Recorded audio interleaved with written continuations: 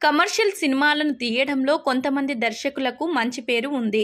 ఇక అందులో డైరెక్టర్ హరీష్ శంకర్ అయితే మొదటి స్థానంలో ఉంటారు. ఇక ఈయన చేసిన ప్రతి సినిమా కూడా ఇండస్ట్రీలో మంచి విజయాన్ని సాధిస్తూ వస్తున్నాయి. ఇక ముఖ్యంగా గబ్బర్ సింగ్ సినిమాతో ఆయన ఒక్కసారిగా తెలుగు సినిమా ఇండస్ట్రీని షేక్ చేశారని చెప్పాలి. ఇక ఈ సినిమా ఇచ్చిన సక్సెస్ తో ఎక్కడ ఆగకుండా వరుసగా ముందుకు సాగుతున్నారు.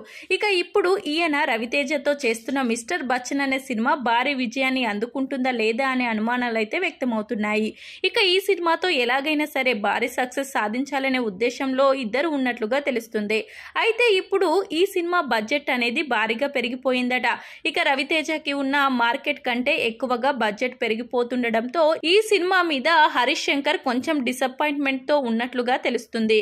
ఇక ఈ సినిమా ఆశించిన విజయాన్ని సాధిస్తే తప్ప ఈ బడ్జెట్ అయితే రికవరీ చేసే విధంగా కనిపించడం లేదు.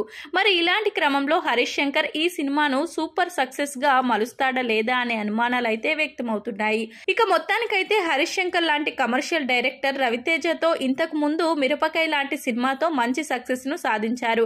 మరి ఇప్పుడు కూడా అలాంటి సక్సెస్ ను సాధిస్తాడా లేదా అనేది తెలియాల్సి ఉంది.